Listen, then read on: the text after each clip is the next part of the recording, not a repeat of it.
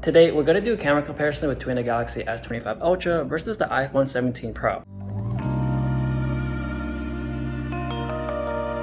Both of these phones are really good at everyday captures, especially now with the iPhone 17 Pro having a better telephoto lens. I find it more enjoyable taking shots walking around the city. There's also the Galaxy S25 Ultra, which has a pretty good zoom already, which can go all the way up to 100x. Whereas on the iPhone 17 Pro, the max zoom on that is at 40x. And putting them both at 40x, the Galaxy does seem a bit more sharper. But in most situations, 4x on iPhone, 5x on the Galaxy, or even going up to 8x on the iPhone and 10x on the Galaxy, both of them look very good. I think if you're choosing between the two, it really comes down to the color. Because from what I'm seeing, the iPhone is leaning more towards the warmer side, whereas on the Galaxy it has more contrast, and it's just slightly cooler. Now for HDR shots, I feel like the Galaxy has that HDR look, whereas the shadows are a bit brighter and the whole image is evenly exposed. On the iPhone, it is a bit darker in the shadows, so it kind of leans towards that natural look.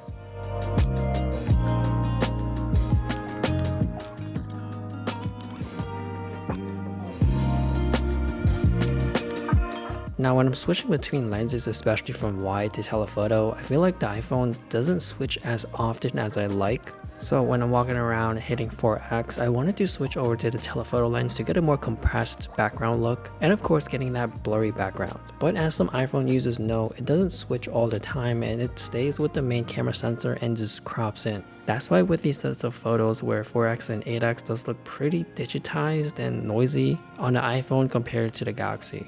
So I wish there was an easier way to actually force the switch to the telephoto, kind of like that macro button shows up when you shoot too close to something and you can choose to switch to macro or not. I think that would be great once you switch to 4x, and if it doesn't switch over, it gives you that option or that button shows up. So right now with my experience with Android phones, not just limited to the ones in US like Pixel and Galaxy, the overall Android experience of switching to telephoto is just more consistent. Now when you're shooting indoors, sometimes you have that tungsten lighting, which I think the iPhone is just closer to the eye than the Galaxy.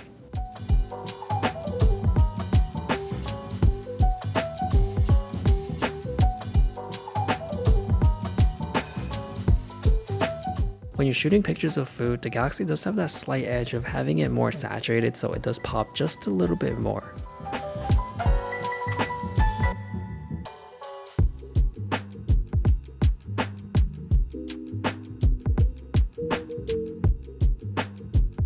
Moving on to portrait mode, as I mentioned, the iPhone is more warmer, whereas on the Galaxy is cooler, but personally I do like the more warmer tone on the skin. Now you do get more zoom options on the Galaxy, where you get 1x, 2x, 3x, and 5x, whereas on iPhone you get 1x, 2x, and 4x.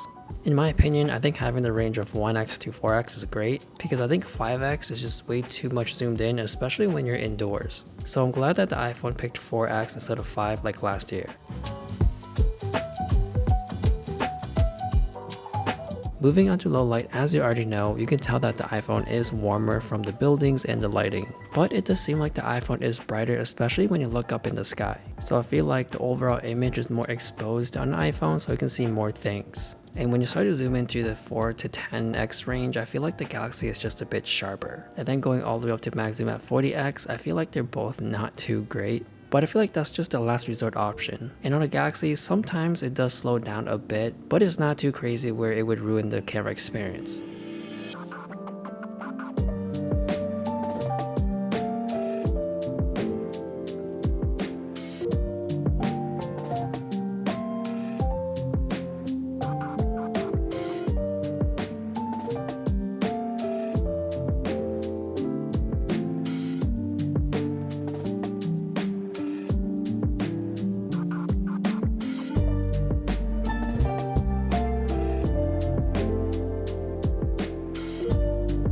Now moving on to video, I always mention that the ultra wide on a Galaxy is very smooth.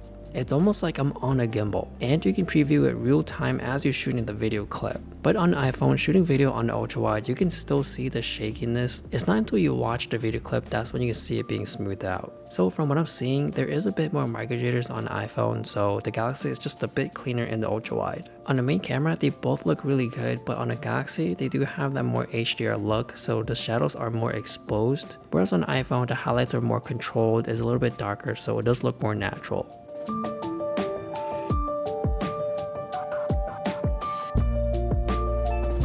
Testing out 4x and 5x while walking, the stabilization is clearly better on a Galaxy.